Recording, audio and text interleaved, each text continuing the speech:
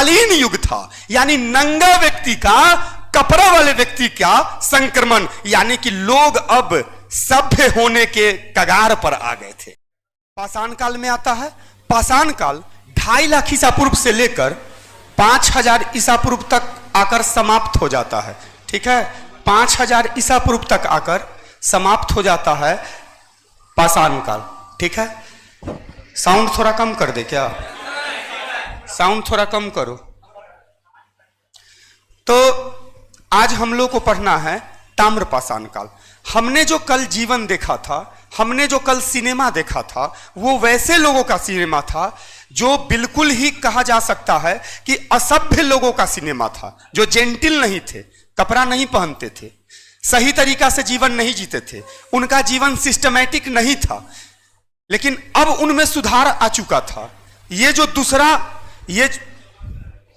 दूसरा सिनेमा आपको मैं दिखलाने जा रहा हूं, वह सिनेमा अब पहले के सिनेमा से थोड़ा सा एडवांस है, पहले के फिल्म से थोड़ा सा नए मॉडल का फिल्म है। अर्थात अब वैसे लोगों के बारे में पढ़ना है ताम्र पाषाण काल में, जिसको चालकोथलिक एज भी कहा जाता है। ऐतिहासिक रूप से उसे चालकोथलिक एज, कई बार पूछा जा चुका है क्वेश्चन, चालकोथलिक एज, ताम्र पाषाण काल। ये आपको 5000 ईसा पूर्व से 5000 ईसा पूर्व तक तो कल मैंने कहानी सुना दिया था आपको। अब वहां के बाद क्या हुआ? आदमी ने 7000 ईसा पूर्व में आदि मानवों ने कृषि की शुरुआत कर ली थी, और खेती जैसे ही शुरू हो गई वैसे ही लोगों का जीवन स्थिर हो गया। खेती करने के लिए सबसे बड़ी मजबूरी यह थी कि खेती करने वाला व्यक्ति इधर उधर ज्यादा भाग नहीं सकता था। खेत की अगुवाही करनी होती थी, खेत को ध्यान में रखना पड़ता था, क्योंकि अभी वाला बात नहीं था, जेंटिल लोग नहीं थे। होता क्या था कि खेती वो करता था, और अगर वो कहीं और चला गया तो उसके खेत का सामान दूसरा काट के खा जाता था। अब इसके लिए बराबर दंगा फसाद होता था। तू हमर खेत के काहे अनाज काट लिया रे, तो तू काटा था पिछला बार, हम काट लिए इस बार। तो ये जो झमेला पैदा हुआ, तो इससे लोगों ने ये अनुभव से सीख लिया कि अब हमको एक जगह बसना पड़ेगा। अब हम वैसे दुनिया में, उस काल में चलेंगे जिस काल में केवल पत्थर ही नहीं रह गया था मानव के जीवन में। पत्थर के औजारों के साथ साथ सबसे पहला धातु का औजार, जिसे तांबा कहा गया, वह मानव के जीवन में आ गया था 5000 ईसा पूर्व में। अर्थात ईसा मसीह के जन्म से लगभग 5000 साल पहले मानव के इतिहास का सबसे पहला धातु खोज लिया गया मानवों द्वारा, और उसी का नाम पड़ा तांबा। उसी को शुद्ध भाषा में कहा गया ताम्र। तो वैसा काल जिसमें मानव ने पत्थर के औजारों के साथ साथ तांबे के औजारों का भी इस्तेमाल शुरू कर दिया, उसी को कहा जाता है ताम्र पाषाण काल। अर्थात पहला डीवीडी में, मेरे सिनेमा में पहला में आपने खेती तक मोटा मोटी देखा था, खेती की शुरुआत तक। उसके बाद चाक पहिए की भी शुरुआत हुई, खोज हुई। मेरा वाला जो पीडीएफ है, मैं जैसे जैसे पढ़ाते जा रहा हूं बेटा, आप उसको जरूर देखते चलिएगा, क्वेश्चन छूट जाएगा कंपटीशन का। मैं तो केवल कहानी इसीलिए सुना रहा हूं क्योंकि भारत का विद्यार्थी, और खास के बिहार का विद्यार्थी, भारत के विद्यार्थी को कहिए ना कि उसे अगर कहानी में मजा आ गया तो बाकी बात वो याद कर लेगा। सिर्फ आप लोगों को पटरी पर ला देना है। मुझे अपने से ज्यादा आत्मविश्वास आप पे है कि अगर आपको सारा अध्याय बाय अध्याय हम पटरी पे ला देंगे तो पॉइंट तो तुम रटने में यार हमारा भी बाप है, पॉइंट तो रट जाने में तुम हमारा भी उस्ताद है। सब बैठ के रटते रहता है, बस रास्ता पे तुमको ला देना है। ठीक है, इसीलिए आप केवल मेरे कहानी को ही सुन के नहीं छोड़ दीजिएगा उस लेसन को। मैं तमाम भारत के विद्यार्थियों को कहना चाहता हूं कि मेरी कहानी केवल आपको इतिहास से प्यार करवाने के लिए है और सिस्टम को समझाने के लिए है। गुरु का इतने तक काम है। इसके बाद जो है, मैं खुद एक राइटर हूं, मेरा वाला देख लीजिए उस लेसन का। जैसे ताम्र पाषाण काल आज जो हम पढ़ाएंगे, तो ताम्र पाषाण काल का क्या कहते हैं उसको, पीडीएफ ले लीजिए ऑफिस से, उतर चला जाता है ना, मोबाइल पे ही चला जाता है, उसको जरूर देख लीजिएगा प्लीज। एक दिन का भी गैप नहीं कीजिएगा, क्योंकि कहानी आगे बढ़ती जाएगी और कुछ दिन बाद और सीरियस होते जाएगा माहौल, और मजेदार और रोचक। राजा सब जब आने लगेगा 16 महाजनपद के बाद, मगध का जब साम्राज्य सब पढ़ाएंगे, अरे भाई तुम तो छोड़ो, मेरा बीपी हाई हो जाएगा, धड़कन आगे बढ़ जाएगा, मुझे इतना मजा आएगा कि पढ़ाते पढ़ाते मुझे लगेगा कि मैं पता नहीं किस युग में चला गया। तो आपका भी वही समय आ रहा है, तो आप प्लीज पीडीएफ मेरा देखते चलिएगा, नहीं तो क्वेश्चन छूट जाएगा कंपटीशन का। ठीक है, समझ रहे हैं मैं इशारा क्या कर रहा हूं? हाँ, तो अब चलते हैं वैसा काल।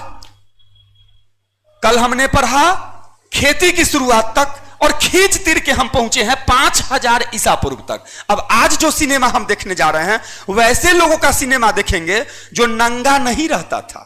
खेती की शुरुआत हुई तो लोगों ने थोड़ा मोड़ा कपड़ा जिस चीज का हो, कपास वगैरह का बना के अपना पहनना शुरू कर दिया था। ठीक है, तो लोग अब नंगे नहीं रहते थे, लोगों का जीवन भाग दौड़ भरा नहीं रह गया। लोगों का जीवन भले ही पुराना जीवन था, लेकिन अब लोग थोड़ा सभ्य तरीका से रहने लगे थे। अब जिसके तिसके साथ महिलाएं नहीं रहती थी। आदि मानवों में यह सब नहीं था कि इसकी पत्नी, ऐसा कुछ नहीं था। लेकिन अब सिस्टम बदल गया था। अब चूंकि एक ही साथ सब लोग रहने लगे थे, तो अब एक भावना आ गई थी, जलन की भावना। अब जैसे एक ही झोपड़ी में, हाँ याद रखिए, ताम्रपाषाण काल के लोग, साधारण लोग गोल झोपड़ी में रहते थे। यह सब कंपटीशन में पूछा जाता है। अब जो मैं कहानी भी सुनाऊंगा उसमें वो सारी बातें भी आएंगी जो पूछी जाती है, और जो बच जाएंगी मेरी कहानी में वो पीडीएफ में देख लीजिएगा। ठीक है, तो गोल झोपड़ी में साधारण आदमी रहता था। जैसे अभी का आदमी कैसे, साधारण आदमी साधारण मकान में रहता है, लेकिन देखते हुएगा मुखिया जी, विधायक जी, मिनिस्टर साहब, उनका एकदम सिंह निकलल मकान एगो अलगे टाइप का होता है। हाँ, ई कौन है? तो हाँ, सिंह निकलल है, तो ये मुखिया जी का मकान है। उ चौड़ा होता था, चरखुट्टा होता था, है ना, आयताकार होता था। तब ताम्रपाषाण काल का जो साधारण लोग था वो खेती करने लगा। ठीक है, पशुपालन करने लगा। पशु के तो पालने की शुरुआत हो गई थी मध्य पाषाण काल में ही, तो धीरे धीरे वो और डेवलप हो गया। और जैसे ही गोल झोपड़ी बनी तो उसके बीच मानव तो सदा से ही दूसरे को नीचा दिखलाने वाला जात है ना, अरे तू मेरे सामने क्या है ना। तो और यही चीज जो समझ गया कि सब बराबर है, वही सही में मानव है। ठीक है, तो आयताकार झोपड़ी वाला समझता था कि गोल झोपड़ी वाला ना हमारा अधीन है, तो उस पर हमेशा धौस दिखाते रहता था कि रे अपन बकरी के ले जो ना, तो बकरी के साथ तोरो काट देवो, है ना। तो आयताकार वाला जो था मकान वाला, वो हमेशा गोलका झोपड़ी वाला पे, गोलका वाला पे आयताकार वाला हमेशा धौस दिखलाया करता था। और गोलका झोपड़ी वाला एक तरह से समझता था कि ये मालिक लोग हैं और इनका हम विरोध करके लात मुक्का से जो खानाएंगे उससे अच्छा चुपचाप रहें, है ना। तो ये था ताम्रपाषाण काल के लोगों का जीवन, यानी कृषक का जीवन, खेतीहर लोगों का जीवन जो खेती करने लगे थे। अब लोग इधर उधर नहीं भटक के मांस खाते थे। अब लोग बहुत से बहुत दिन भर खेती उती करते थे और अपने खेत को अगोर के, अगोरवाही करके उस पर बैठा करते थे। समस्या तब आती थी कि जो बाहर, पहले तो लोग खेती करता था, इधर उधर चला जाता था, दूसरे का अनाज दूसरा काट लेता था, झंझट होता था। तो लोगों ने यह फैसला किया, अपना खेत तुम बोया है ना, तुम बैठो वहां पे। तो लोग अब बैठने लगे और लोगों का जीवन अस्थिर जीवन से स्थिर जीवन हो गया। लोगों ने स्थिर होके परिवार के साथ रहना। अब पहले घर द्वार था नहीं, तब महिलाएं पुरुषों के साथ अपना रहती थी, कभी उसके साथ कभी उसके साथ, जो जिसको पसंद आ गया। लेकिन अब जब झोपड़ी में रहना है तो ऐसा कैसे होता कि महिला कभी 2 घंटा इस झोपड़ी में, कभी 2 घंटा उस झोपड़ी में, कभी 4 घंटा इस झोपड़ी में रहती, ऐसा हो नहीं सकता था। तो उसके बाद क्या हुआ कि जलन की भावना शुरू हो गई कि तुम काहे गई थी फलनमा के झोपड़ी में। तो महिला कहती थी जब आओ पहले हूं तो जाते रहिए, अभी तुम का तो पहले झोपड़ी न रहू अलग बात हो, अब ई में रह, हमरा अंत ओकरे साथ रह, तो या तो हमारा साथ रह ना तो ओकरा साथ रह, है ना। तो अब परिवार का निर्माण होने लगा और लोक लाज चूंकि कपड़ा से तन लोग ढकने लगा, तो अब जे नंगा रहता था उस पर सिटी बसता रहा होगा, है ना, आगे लो, है ना। तो अब जो है नंगा लोग को लाज लगने लगा, है ना। पीके फिल्म देखे है ना, वो ठीक बोला है कि कौआ जे बैठल है, तो कौआ बैठल है कोट पैंट टाई पहन के बैठल है, तो वो विचित्र कहां लग रहा है। तो हमारे ग्रह का आदमी नंगे रहबे करता है ना। तो कपड़ा क्या लाज को पैदा किया, है ना, लोक लाज पैदा किया। तो कपड़ा लोग पहनने लगे। गोल झोपड़ियों में साधारण लोग, आयताकार झोपड़ियों में विशिष्ट लोग, धौंस वाले लोग, अमीर लोग, दबंग लोग रहने लगे। याद रखिए उस समय दबंग कौन होता था पता है? बलिष्ठ आदमी। आर्य के सभ्यता में भी आगे जब पढ़ाएंगे, अरे कहानी तो अभी शुरू हो रहा है, अभी तक को राजा उजा आया नहीं है, मेन तो अभी क्लाइमेक्स आने ही वाला है 1-2 दिन में, ठीक है। तो वो जो लोग साधारण लोग थे, वहां पे साधारण और विशिष्ट मुख्य रूप से किस चीज के लिए होते थे? जिसके पास पशु ज्यादा होता था तो वो स्पेशल आदमी। आर्य सभ्यता में भी जिसके पास गाय की संख्या ज्यादा होती थी, बाद में अभी गाय हुई नहीं समझना है, तो उसका महत्व ज्यादा होता था, गाय के लिए झगड़ा होता था उन लोगों में, ठीक है ना, महाभारत और में आप देखते रहे होंगे। तो ये जो जीवन है वो कृषक का जीवन है, ठीक है। और 5000 ईसा पूर्व के बाद ताम्रपाषाण काल, जिसे ऐतिहासिक भाषा में चालकोथलिक एज भी, शब्द को हमेशा दिमाग में हंट करते रहिएगा, चालकोथलिक एज भी कहा जाता है, उस काल में अब आप आ गए हैं। महिलाएं पुरुषों के साथ रहने लगी, जो महिलाएं बच्चे को जन्म देती थी वह अब उस पर अधिकार समझने लगी कि तू मेरा बात मानो, काहे कि ये झोपड़ी में तू आया है ना। पहले तो झोपड़ी था नहीं, तो अधिकार मानने का क्या जरूरी है? ओकर बेटा ओकरा साथ घूम रहा है, ओकर बेटी ओकरा साथ घूम रही है, जेकरा से मन ओकरा से घूम फिर रहा है। लेकिन अब रिलेशन बनने लगा और अब शादी ब्याह का भी परिपाटी चलने लगा। यह काफी संक्रमणकालीन युग था, यानी नंगा व्यक्ति का, कपड़ा वाले व्यक्ति का संक्रमण, यानी कि लोग अब सभ्य होने के कगार पर आ गए थे, है ना। पूरा सभ्य नहीं हुए थे, लेकिन सभ्य होने के कगार पर आ गए थे। मिट्टी के बर्तनों का इस्तेमाल होना शुरू हो गया था। मुख्य रूप से काले एवं लाल रंग की मिट्टी के बर्तन का इस्तेमाल किया जाता था। मृदभांड मिट्टी के बर्तन, जिसे गैरिक मृदभांड के नाम से जाना जाता था। गैरिक मृदभांड ये एग्जामिनेशन टर्म है ना। थोड़ा सा हम मिला दे रहे हैं एग्जामिनेशन टर्म को भी, क्योंकि बहुत सारे ऐसे बच्चों के मन में ये आ सकता है कि क्या सर सिर्फ मजा देने के लिए सब विषय तो नहीं पढ़ा देंगे? अरे बेवकूफ हूं, मजा देने वाला हम कपिल शर्मा है क्या? अगर हम एक्टिंग करते तो कपिल शर्मा रहता। कपिल शर्मा के सामने, हमारे सामने कपिल शर्मा जीरो नहीं टिकेगा, जीरो नहीं रहेगा वो। तो जब जो कराइए करना रहता तो उनने जाके ना करते। इसलिए एक आध बच्चा कहता है कि विपिन सर कहीं ऐसा तो नहीं सिर्फ मनोरंजन कराना है। मनोरंजन कराने के लिए जी कुमार आया है पटना में। अभी कुछ दिन देखो ना क्लास, जिस व्यक्ति को देखोगे तब ना समझोगे। अभी तक अध्याय आगे बढ़ते जा रहा है। हमारा अपना अंदाज है, हमारा अपना अंदाज है, उसमें सुधार आएगा। अभी हम आ गए थे, सर बोले सर ये टी शर्ट खराब हो गया है, टी शर्ट ला के दे दिए, पहन लीजिए सर। हम कभी नहीं पहनते, जैसा न होने में रहते हैं, ठीक है, पहना दिया, पहन लिए, सुधार आया ना कि नया टी शर्ट पहन के आए। वैसी सुधार आएगा धीरे धीरे और, है ना। तो जान लीजिए कि ये जो था ताम्रपाषाण काल का युग, इसमें क्या होता था? तांबा का भी इस्तेमाल, पत्थर का भी इस्तेमाल। किसी चीज को पहले काटने के लिए, छेद करने के लिए जमीन को, किसी भी चीज को, पाषाण काल में केवल पत्थरे को उपाय था। लेकिन अब पत्थर के साथ साथ तांबा का भी इस्तेमाल होने लगा और इससे मानवों का जीवन सुविधाजनक बन गया।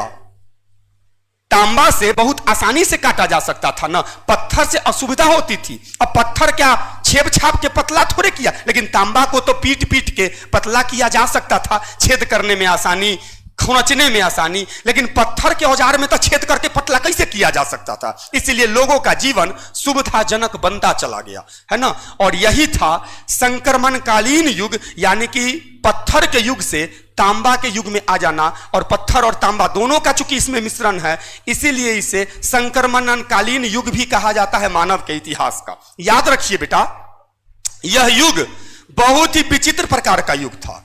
इस काल में जो खेती होती थी, गेहूं और चावल जो मुख्य आहार है आज भी हम लोग का, वो उपजाया जाने लगा था।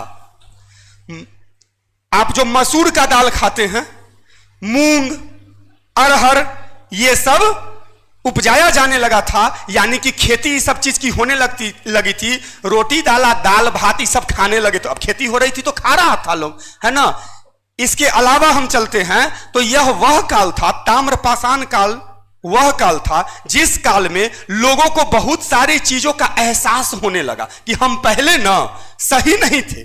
तो लोगों ने तरक्की करने का मार्ग नया नया खोजना शुरू कर लिया और लोग अपने जीवन को ज्यादा से ज्यादा सुविधाजनक, स्टाइलिश बनाने में विश्वास करने लगे। और उनके पास अब ज्ञान का खजाना आना शुरू हो गया कि हमें आगे जीवन को कैसे बढ़ाना है। याद रखिएगा, इस काल में जब लोग मर जाते थे, हाँ, ये अंधविश्वासों का काल भी माना जाता है। इस काल में मातृ देवी की पूजा होने लगी थी। मातृ देवी की पूजा की शुरुआत ताम्रपाषाण काल में ही हुई है, यानी धरती माता पूजी जाने लगी थी, धरती माता की पूजा होने लगी थी, मातृ देवी यानी धरती माता की पूजा की जाने लगी थी। और तरह तरह के अंधविश्वास का बोलबाला था। लोग जब मर जाते थे तो घर में ही, घर के अंदर, घर के जमीन के फर्श के अंदर उत्तर दक्षिण दिशा में रख के, याद रखना जितना परिपाटी तुम लोग आप लोग आज देखते हैं वो सभी कोई नई नहीं है, बहुत पुरानी है। इतिहास तो अभी शुरू हुआ है। मानव एटम बम बना के कहता है उड़ा देवो एक देश के एक बार। ऐसन ऐसन वान था वैदिक काल में बतलाएंगे, ब्रह्मांड अस्त्र, जिससे कि एक बाण चलाता उस जानने वाला तो पूरा ब्रह्मांडे उड़ जाता। ऐसा एटम बम को अभी मानव नहीं बनाया है। अभी आदमी हेलीकॉप्टर पर बैठ जाता है, एडवांस आदमी है, कोट पेंट टाई पहन ले हैं, आई एम ऐसे, आई एम ओई से, अंग्रेजीए में खाली बोलेगा। बेहुदा कहा कि पहले बजरंग बली एक के आंख मुनते थे और 10,000 किलोमीटर दूर प्रकट हो जाते थे। पहले का ऋषि एक बार आंख मुनता था और डायरेक्ट स्वर्ग में प्रकट हो जाता था। तनी प्रकट होके आज का साइंस का वैज्ञानिक बताए तो प्रकट होता है यहां से हुआ जाने में कोढ़िया के टांग दुखा जाता है, प्रकट होता है यहां से वहां जाके, है ना। तो याद रखिएगा साइंस उस जमाने का ज्यादा डेवलप था। हम लोग ज्यादा डेवलप होते नहीं जा रहे हैं, मूर्खता की पराकाष्ठा पे पहुंचते जा रहे हैं, है ना। अब तो लोग कहता है, आज का साइंस कहता है आत्मा से बात करवाएंगे। वो एगो नया एगो साइंस आया है। एक बार हमको मेरा बेटा है 8 साल का साकेत, वो दिखलाया कि पापा मर चुके हैं ना, उनका पता नहीं क्या क्या करके, वो भी एगो साइंस बना दिया। हम बोले हे भगवान, शुक्र मनाओ कि अभी आत्मा से बातें करवा रहा है, आत्मा से बियाह और नहीं करवा रहा है। हमको डर है कुछ दिन बाद आदमी ना कहेगा क्या कि अच्छा तो ये मर चुकी है, तो मर चुकी है तो क्या दिक्कत है, बुलाते हैं उसकी आत्मा को और साथ फेरे ले लो आत्मा के साथ। ऐसा अताई मानव जन्म ले लिया है धरती पर कि विज्ञान के नाम पर विज्ञान का सत्यानाश करने पर तुला हुआ है। चलिए अब आगे चलते हैं। लाश को जो उत्तर दक्षिण दिशा में रख के गाड़ता था तो खाली लहास के नहीं गाड़ता था, ओकरा सा तो कर पूरा परलोक में जितना वो खाना खाएगा, जे कपड़ा पहनेगा, उस सब के भी गाड़ता था कि हमारे बाबूजी ऊपर फिर नंगा के ना रहेंगे तो कपड़ा रख दो 3-4 हजार सेट, है ना। हमारे बाबूजी खाएंगे ऊपर क्या तो 200-400 बोरा गेहूं रख दो, काहे कि 2-4 बोरा रखेंगे तो कुछ दिन बाद फिर भूख मर जाएंगे, है ना। और अंतर मंत्र तंत्र करके और उसको गाड़ दिया करता था क्योंकि उसको लगता था कि परलोक में ये सामान काम देगा। ठीक है, तो याद रखिए अंधविश्वास का इसको पराकाष्ठा ही कहा जा सकता है। बीमारी का इलाज अंधविश्वास के द्वारा ही किया जाता था, है ना। उसी परिपाटी को आजकल का जो कुछ ढोंगी साधु सब है, चढ़ गलो झोंटा उड़ रहा। अरे पागल कहां के झोंटा उड़ता है, बुर्बक ठग सब झोंटा उड़ता है, मूर्ख साधु सब, है ना। झोंटा कहीं भूत उड़ा, आप भूत पकड़ हमरा देखते हैं झोंटा केने उड़ता है। ठीक है, तो ओहे ताम्रपाषाण काल वाला उस सब तो चलाक है, पढ़ल लिखल ज्यादा थोड़े है, उस चलाक है। तो उस सब चीज का असर पड़ा। जैसे मेरा बेटा बोला कि पापा आप शिक्षक क्यों बन गए, साधु बनते ना आप, पूरा विश्व का सारा राष्ट्रपति आपके चरण में पड़ल रहता। आप ऐसा एक्टिंग करते कि उनने से अमेरिका का राष्ट्रपति आता, कहता प्रभु आप किधर हैं, मुझे मार्गदर्शन दीजिए। आप काहे विद्यार्थी को मार्गदर्शन देते हैं, उसमें से 50 में से 2 निगेटिव वो सोचता होगा, लेकिन अमेरिका का राष्ट्रपति तो निगेटिव नहीं सोचता। से बुर्बक से तो ज्यादा प्रधानमंत्री राष्ट्रपति है, उसको तो 2 मिनट में आप चढ़ा देते, है ना। तो सोचो कि ओहे वाला जो है ना, वही सब 2-4 गो चीज देख के चलाक आदमी नया भी अब आजकल साधु बना है, निमोछिया साधु सा, आइंज गाइंज कुछ बोल देता है, कैंसर ठीक कर दूंगा। तो किससे, तो चप्पल से मारेंगे, 3 चप्पल कैंसर हो जाएगा तुम्हारा समाप्त।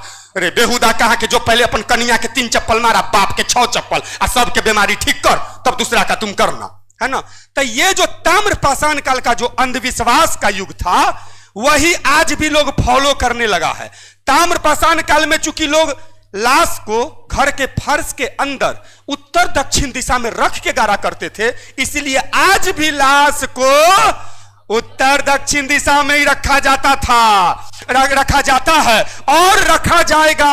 हालांकि बाद में साइंस ने भी प्रमाणित कर दिया, आप लोग तो जानबे करते हैं फिजिक्स का स्टाइल है ना, कि इस कारण से विद्युत चुंबकीय क्षेत्र बनने के कारण ऐसे वैसे वैसे, वो साइंस में हम बात करेंगे उसका। हमें ना एगो बीमारी है कि हम हिस्ट्री से चल जाएंगे फिजिक्स पर, तो फिर फिजिक्स का चैप्टर चालू कर देंगे, इसलिए हम बीच बीच में रोक देंगे। ठीक है, 1 मिनट का विराम लेते हैं, आप लोग से वो बात करना 1 मिनट में, फिर हम अपने टॉपिक पे आ जाएंगे। कुछ बच्चा जो विपिन सर को कमेंट करता है ऑनलाइन, इनका ये कह देता है ये तो फ्री में आए थे पढ़ाने, तो ये मैं ऑनलाइन मां शारदे की सौगंध कहता हूं, बोर्ड की सौगंध, मैं अपनी माता की सौगंध, कभी भी आपको यूट्यूब पे पैसा नहीं मांगूंगा। लेकिन विपिन सर का हम पर लाखों का महीना खर्चा होगा, हम दिखते साधारण हैं नहीं, तो शेर को पालने के लिए घास नहीं डालना होगा मांस। तो वो बेचारे तो रोज हमारा पर 2-4-5 हजार खर्चा करेंगे, वो हमारे शिष्य भी रह चुके हैं, हमारे शिष्य को हम बर्बाद नहीं ना करेंगे। तो हमको मेंटेन करने के लिए वो अगर कुछ फी ही मांगते हैं, वो कहते हैं ऑनलाइन जो चलता है, तो हम जानबे नहीं करते ऑनलाइन कैसे चलता है, तो दे दिया कीजिए पैसा, इसीलिए दे दीजिए क्योंकि अगर वो पैसा नहीं लेंगे तो हम पे किस चीज पे खर्च करेंगे। और आप स्टूडेंट है कि आपके दिल में मेरे प्रति अभी तक 3रा क्लास है, इतना प्यार नहीं जगा है कि नहीं है, तो आप लोग कहते हैं बाप रे विपिन सर लूट रहे हैं, ये तो फ्री में पढ़ा। 6 महीना पढ़ा देंगे ना एगो कोर्स, तू कहेगा हे भगवान कॉथी दे दे इसको, जमीन दे दे, कहोगे तुम सर प्यार हो गया है आपसे, हमको हम दिल दे चुके हैं सर आपको, ये आप कहिएगा, चैलेंज करते हैं, चैलेंज है मेरा कि आप कहिएगा ये बात। तो थोड़ा सा विपिन सर की भी समस्या को उनको दुख होता है, रात में उनको दुख हुआ है ना। और अगर मेरा शिष्य दुखी होगा तो मैं पटना से चला तो हमर तो फोनो नंबर न हो तोरा न, हम ऑनलाइन हथिए कि गरिया भी, हम तो चल जाबो गाँव में ले मजा, गाँव में जाएंगे, हमरा तो बढ़िया मकान है, बढ़िया जमीन जायदाद, धरती का सारा सुख है, सुतल रहेंगे उनने जाकर। तो इस देश को एगो बढ़िया टीचर छीना जाएगा ना। आप नहीं चाहते हैं कि दिल्लियों का बच्चा बैठ के हमसे पढ़े तो नॉलेज हो, इसलिए सपोर्ट कीजिए। निगेटिव कमेंट मानता हूं कि कुछ लोग षड्यंत्र करके करेंगे, तो उनको आप तो उत्तर दे सकते हैं कि रे हम ना पढ़ते हैं, हम ना जानते हैं, खाली हंसाता है। अच्छा चाल कोथली के एज, ये हंसी का बात है। अब इसी में बीच बीच में अगर हंसी का फुहारा नहीं चलेगा तो आप युवा हैं, युवा की अगर मजा नहीं आया तब ना पढ़ाई छोड़ के चल गया, वो मोबाइल पर उनने मजा ले रहा है, हाय हेलो कैसे हैं, ऐसे हैं वैसे हैं, तमनऊ चिड़िया उड़ तोता उड़ांत में अपने उड़ हो गया है ना। तो हम उड़े न देबो तोरा मोबाइल पर, हम तोरा अपना से प्यार करबू ताकि उनने के प्यार छीना जाऊ तोरा से, है ना। तो चाल कोथली के जो है ताम्र पाषाण काल, ये हमारा 5000 ईसा पूर्व से लेकर 2500 ईसा पूर्व तक है। 5 यानी ईसा मसीह के जन्म से 5000 साल पहले से लेके अब 2500 ईसा पूर्व यानी 2500 साल आप ईसा मसीह के जन्म के पास आते जा रहे हैं।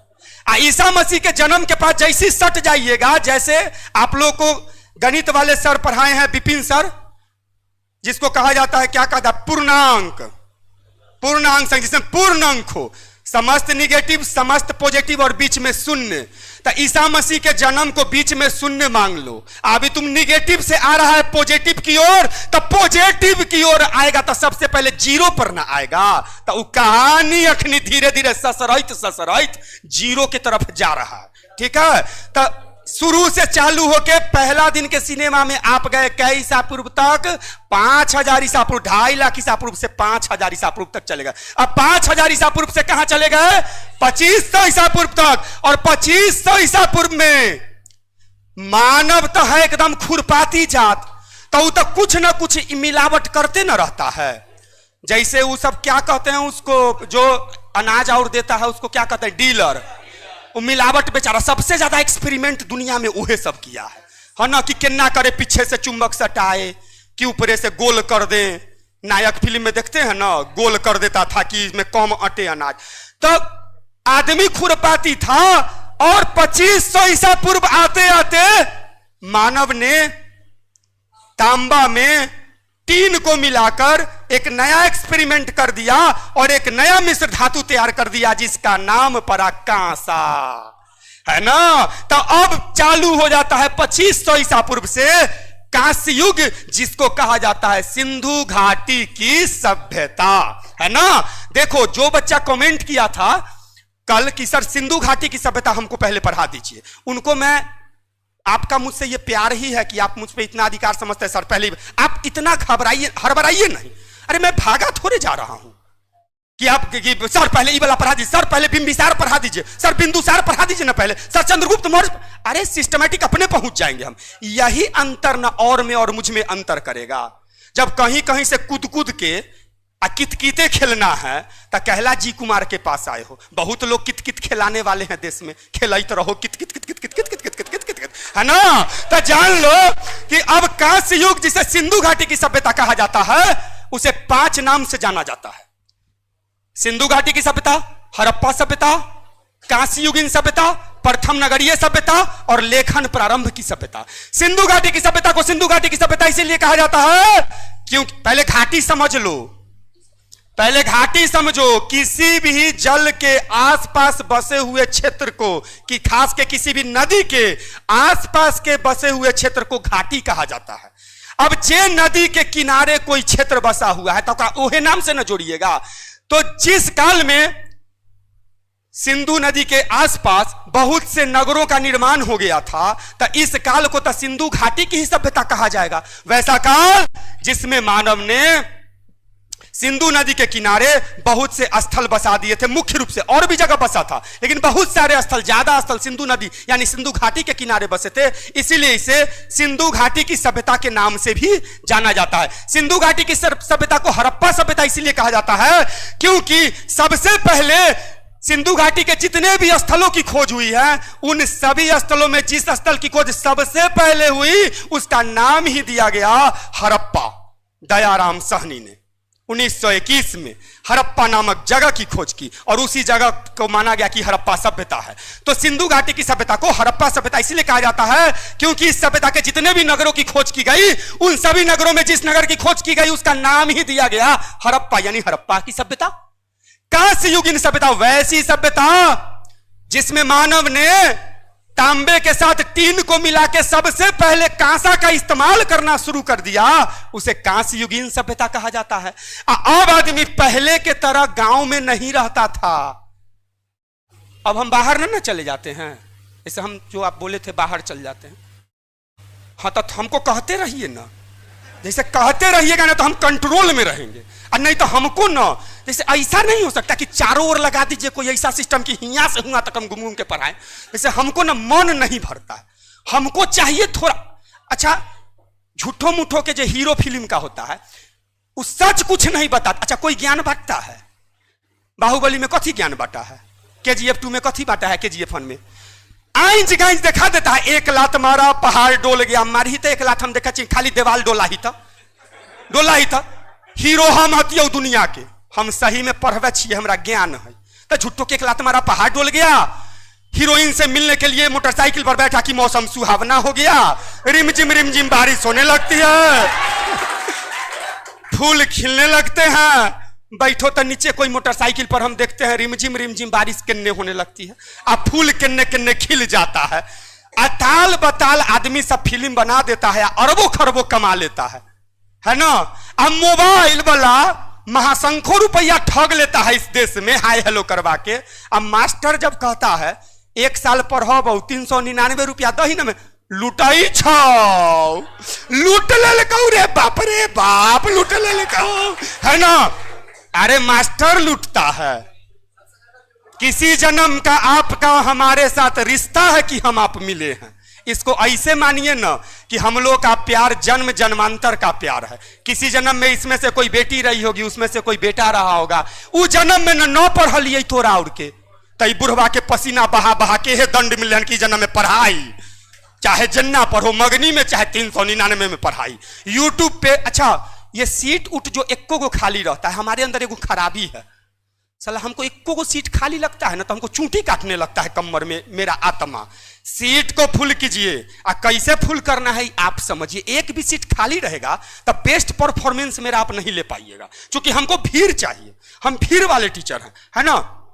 और पटना में हम जब जब पढ़ाए हैं तो 500-700 से कम का बैच हमारा नहीं बनता था, तो भीड़ दीजिए, ठीक है। अब बच्चा को ये नहीं कहिए अरे तोरा मनु तो कह दिया कि दोसर ग्रह से एगो विचित्र प्राणी आया है विपिन सर के यहाँ, चलो आज देखना है। वो तो कमाले किस्म का आदमी है, स्टेज पर उड़ने भी लगता है, एहे कह कर ले आई हिया जतई ना तो ओकर हिम्मत है जो न मानते विचित्र ग्रह के प्राणी है, ये हती तो मानते के ना, है ना। इसीलिए फुल कीजिए, क्राउड में आइए और देश के सारे विद्यार्थियों तक में आप वो देवता हैं, विद्यार्थी जात मैं आपको देवता मानता हूं कि है। बहुत ऐसा लोग है जब भीख मांग रहा था रोड पर, ओकरा अपने उठाया खरबपति बना दिया। इसलिए हे विद्यार्थी देवता हमरो महासंघपति बना दो। हम कहते हैं हमरो खरबपति महासंघपति बना दो, ठीक है। बना देगा ना रे तो एक दा ताली बजाही तो थैंक यू। अब सुनिए, कांस्य युगीन सभ्यता जिसमें कांसा की खोज हुई,